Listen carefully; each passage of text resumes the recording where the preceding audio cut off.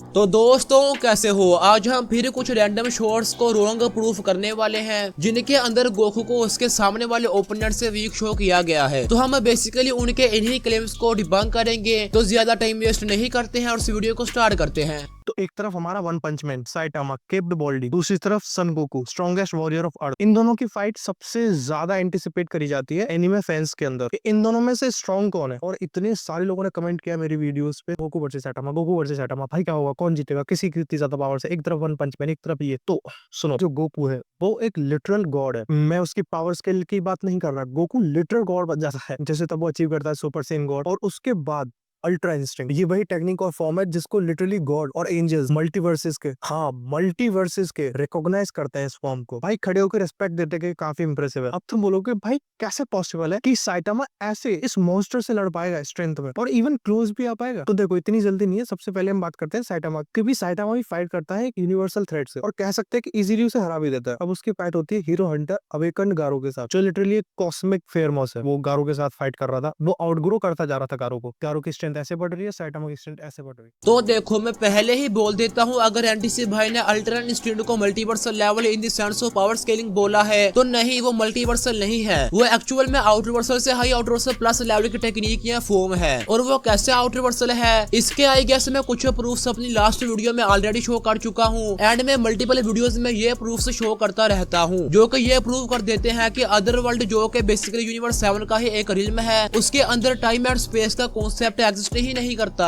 और उससे क्लियरली एक सुपर नेचुरल रिल्म या सुपर नेचुरल लॉज के ऊपर काम करने वाला रिल्म बोला गया है, राइट। तो अगर Goku God of destruction Beerus के पंचेस को नलीफाई कर सकता है, जो यूनिवर्स 7 को डिस्ट्रॉय कर सकते थे, तो इसलिए गोकू की जो ची है जिससे वो अपनी स्ट्रेंथ, स्पीड, ड्यूरेबिलिटी, हेक्सिस सबको इंक्रीज करता है, वो सब हुए आउट रिवर्सल। और आउट रिवर्सल बेसिकली उन कैरेक्टर्स को बोला जाता है जिनकी पावर डायमेंशनलिटी को ही सरपास कर जाती है। आउट रिवर्सल बस एक टर्म है जो ऐसे बीइंग्स के लिए यूज होता है। For example outer in the sense के डायमेंशनलिटी के कांसेप्ट के ही बाहर। सो ये गोकू इज आउट रिवर्सल। और मैं इस इन्फॉर्मेशन में कुछ सोर्सेज भी ऐड कर देता हूं ताकि आप इसे खुद सर्च करके फाइंड कर सकें। सबसे पहले एनिमे एंड मांगा में बू सागा के लास्ट चैप्टर्स या episodes, and then Daizenshuu and super exciting guide books, जिसके author actually Akira Toriyama sir ही थे, एंड उनको पब्लिश भी शुएशुआ ने ही किया था, जो कि 4 रियल ड्रैगन बॉल की मांगा पब्लिश करते हैं। तो तुम इन गाइड बुक्स की रिलायबिलिटी का अंदाजा खुद ही लगा लो। और भाई लास्ट में एनटीसी भाई ने यह क्या बोल दिया कि साइटामा लड़ चुका है यूनिवर्सल थ्रेट से। Like bro, are you serious? Saitama और कॉस्मिक गारो की फाइट में इवन गैलेक्सी भी डिस्ट्रॉय नहीं हुई थी। जो चीजें एक्चुअली में डिस्ट्रॉय हुई थी वो खुद मल्टीपल स्टार्स थे। इसका सोर्स खुद वन पंच मैन की मांगा ही है।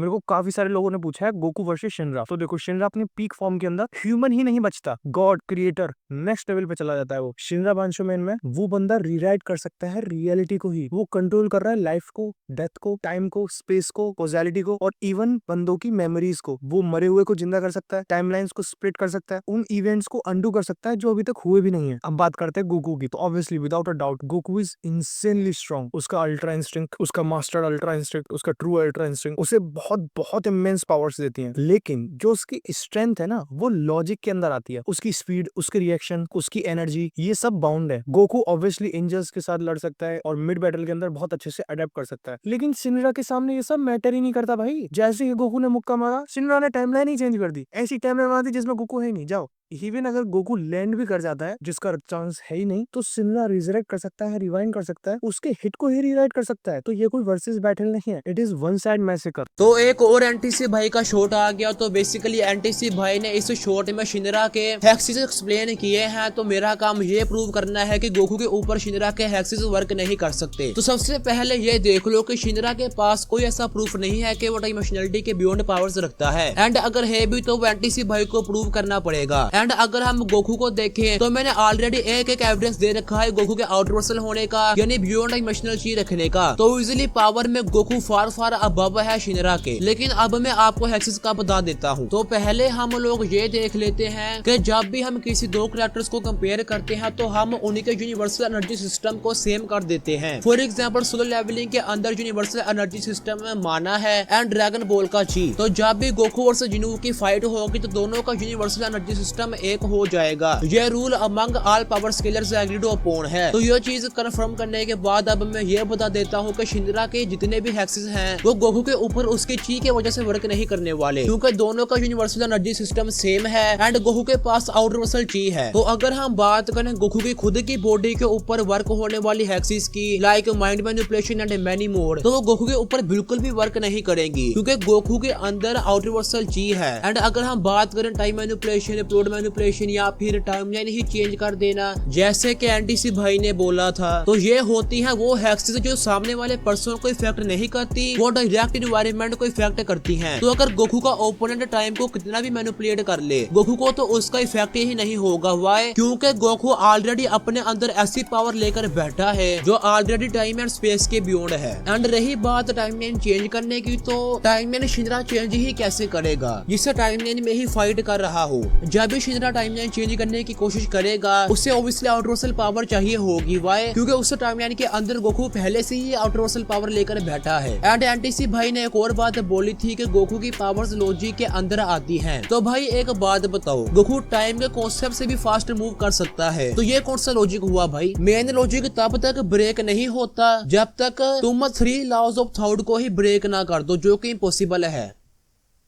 तुम में से किसी का कमेंट आया था कि वैंगलिंग वर्सेस गोकू अगर हुआ तो कौन जीतेगा, तो चलो बताते हैं, लेकिन उससे पहले वीडियो को लाइक और चैनल को सब्सक्राइब कर देना क्योंकि वो थोड़ा जरूरी है, तो जल्दी से कर दो। सबसे पहले बात करते हैं वैंगलिंग की, जो कि daily life of immortal king का मेन कैरेक्टर है। जैसे कि तुम इसके नाम से समझ ही गए होंगे कि ये बंदा एक इमॉर्टल बीइंग है और काफी ज्यादा पावरफुल भी, और ये यूनिवर्स को मिटाने और बनाने की ताकत रखता है, और इसने ये एनीमे में किया भी है। भले ही इसका कैरेक्टर कितना भी ओवर पावर्ड हो, लेकिन रहेगा तो चाइनीज माल ही, और तुम्हें पता है चाइनीज माल मतलब चले तो चांद तक वरना रात तक। बात करें अपने गोकू की, तो यह नो डाउट वो काफी ज्यादा पावरफुल है, लेकिन उसका करंट पावर लेवल इतना भी स्ट्रॉन्ग नहीं है कि वो वैंगलिंग जैसे इमॉर्टल बीइंग को हरा दे। भले ही ये कैरेक्टर मुझे पसंद नहीं है, लेकिन यार फिर भी गोकू इसके सामने नहीं जीत सकता। तो यार कमेंट्स में बताना कि तुम्हें क्या लगता है। तो सबसे पहली बात, एक इमोर्टल होना मैटर नहीं करता, बिकॉज हमने मांगा में ऑलरेडी गोकू को फ्यूज मासू का एग्जिस्टेंस अरेज करते हुए देख रखा है, जो कि एक टाइमलाइन इमोर्टल था, क्योंकि वो अपनी फिजिकल फॉर्म डिस्ट्रॉय होने के बाद भी टाइमलाइन से फ्यूज हो गया था, जो कि नॉन फिजिकल थी, क्योंकि उसने अपने अंदर कंटेन कर रखा था अदर वर्ल्ड को, जिसे मैं मल्टीपल टाइम्स आउटवर्सल प्रूव कर चुका हूँ। और अगर कोई ये बोले कि बीरस ने बोला था कि उसकी हकाई इमोर्टल्स के ऊपर वर्क नहीं करती, तो अगर तुम ये प्रूव कर दो कि Goku and Beerus same person है, तो मैं ये मान जाऊंगा कि गोकू इमोर्टल्स को अरेज नहीं कर सकता। और हाँ, इस बंदे ने कोई भी जस्टिफिकेशन नहीं दी कि वाई गोकू वैंगलिंग से हार जाएगा। इसने बस ये बोला कि वैंगलिंग यूनिवर्स को अरेज और क्रिएट कर सकता है, एंड गोकू के पास इतनी पावर नहीं है कि वो वैंगलिंग को डिफीट कर सके। Like bro what the fuck, ये का जस्टिफिकेशन था यार? भाई यूनिवर्स 7 को डिस्ट्रॉय करने वाले अटैक्स को तो गोकू ने ही नलीफाई कर दिया था, जो कि आउटवर्सल थे, और वैंगलिंग के पास आउटवर्सल स्केल होने का कोई प्रूफ ही नहीं है। एंड कुछ वैंगलिंग के हाई आउटवर्सल स्केल से निकल कर आए थे, जो कि लिटरली फेक थे एंड फैनिमेड थे, जिन्हें हमने इसी चैनल पर एक्सपोज कर रखा है। एंड हाँ, अगर तुम क्रिएट कर रहे हो या डिस्ट्रॉय कर रहे हो, तुम्हारी पावर उतनी ही लगेगी जो कि तुम्हारे यूनिवर्स की एक्चुअल पावर होगी, फिर चाहे वो आउटवर्सल हो, हाइपरवर्सल हो या कॉम्प्लेक्स मल्टीवर्सल हो। सो इन दी एंड गोकू बैडली सोलो वैंगलिंग। तो लास्ट वीडियो में मैंने तुम्हें कुछ ऐसे कैरेक्टर्स के बारे में बताया जो गोकू को इजीली हरा सके, बट कुछ लोगों को अभी भी ऐसा लगता है कि गोकू को कोई भी नहीं हरा सकता, एंड वो उस वीडियो पर कुछ ऐसे कमेंट्स कर रहे हैं ना। मुझे लगता है कि ये वो फैंस है जिसने एनिमे को सिर्फ रील्स में देखा है। इसलिए आज की वीडियो में मैं गोकू वर्सेस वोंगलिंग की पावर्स को कंपेयर करने वाला हूं, ताकि उन्हें पता चले कि वोंगलिंग कितना ज्यादा पावरफुल है। एंड मैं बता दूं कि गोकू मेरा one of the most favourite anime character है। देखो, गोकू के पास स्पिरिट बॉम्ब, टेलीपैथी, रीजनरेशन,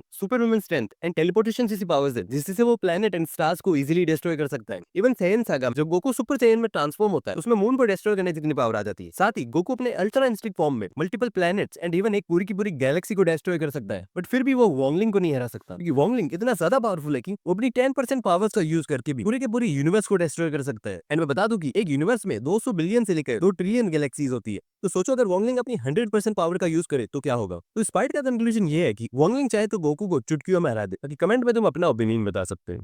तू पागल है क्या? तू पागल है क्या? इसने लिटरली गोकू की एबिलिटीज का नाम लेकर बोला कि वो इनसे प्लैनेट्स एंड स्टार्स को डिस्ट्रॉय कर सकता है। What the fuck bro, what the fuck, are you seriously blind? तुम खुद बोल रहे हो कि गोकू मेरा फेवरेट एनिमे कैरेक्टर है, एंड तुमने बैटल ऑफ गॉड्स के फीड ही ऐड नहीं किए, जिनमें गोकू एंड बीरस पूरे यूनिवर्स 7 को डिस्ट्रॉय करने वाले थे, जो कि आउटवर्सल रिम्स को अपने अंदर कंटेन करता था। तो जब गोकू के पंचेस ही आउटवर्सल हैं, तो उसकी कामेहामेहा किस लेवल की होगी? तुम इसे जरा इमेजिन करके देखो। और भाई खुद को गोकू फैन बोल रहा है एंड भाई ने ये बोल दिया वो भी सैयन सागा का स्क्रीनशॉट शो करके कि सैयन सागा में गोकू सुपर सैयन बनता है। लाइक ब्रो तुम कैसे खुद को गोकू फैन बोल सकते हो जिसे ये भी नहीं पता कि गोकू सुपर सैयन नेमिक सागा में बना था ना कि सैयन सागा में। एंड भाई ने लिटरली गोकू अल्ट्रा इंस्टिंक्ट को एट मैक्स गैलेक्सी लेवल का बोला while ignoring those feats performed by Goku in battle of gods, जिसमें गोकू अपने सुपर सैयन गॉड फॉर्म में ही आउट रिवर्सल था एंड उसने अपनी गॉड की को अपनी बेस फॉर्म में अब्सॉर्ब कर लिया था। Source is dragon ball super anime. तो सिंपली मैं ये बोलना चाहता हूँ कि गोकू अपनी बेस फॉर्म में ही आउट रिवर्सल लेवल का था, जिसे ये आदमी स्टार एंड गैलेक्सी लेवल का बोल रहा है उसकी अल्ट्रा इंस्टिंक्ट फॉर्म में। और बाकी वैंगलिंग की पावर क्या है वो मैं ऑलरेडी बता चुका हूँ, जिसका हाई आउटर स्केल भी इसी चैनल पर एक्सपोज पड़ा है। एंड भाई वैंगलिंग चाहे ट्रिलियंस यूनिवर्सेस भी डिस्ट्रॉय कर दे, जब तक ये प्रूफ नहीं होता कि वो यूनिवर्सेस बियॉन्ड डायमेंशनल सुपरनैचुरल थे तो ऑब्वियसली उनको डिस्ट्रॉय करने से वैंगलिंग आउट रिवर्सल का लेवल तो छोड़ो वो एक 5D लेवल भी अचीव नहीं कर पाएगा। एट मैक्स मल्टीवर्सल से मल्टीवर्सल प्लस लेवल पर ही स्टक हो जाएगा, क्योंकि ऑब्वियसली हर एक यूनिवर्स का अपना स्पेस टाइम कंटिन्यूम होता है।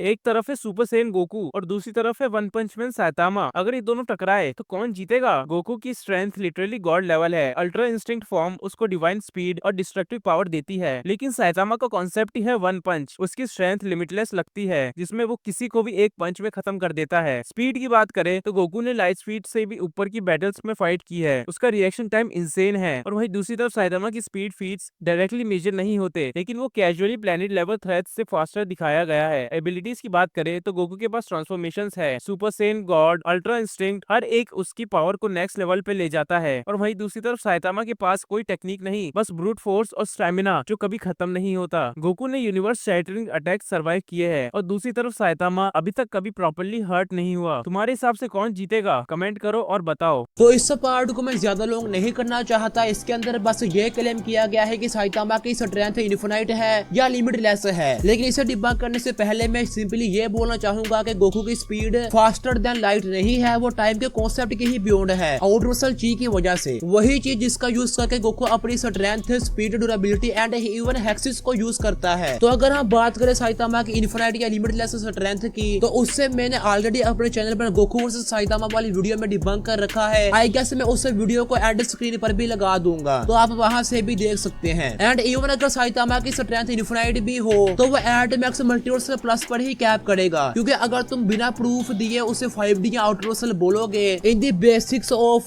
के साइतामा के पास लिमिटलेस स्ट्रेंथ है, तो वो होगी नो लिमिट फैलिसी। तो दोस्तों आज की इस वाली वीडियो में इतना ही, एंड आई होप आप लोगों को ये वीडियो अच्छी लगी होगी। And guys we need 100 subscribers under 2 days, please complete this call as soon as possible. Well good bye.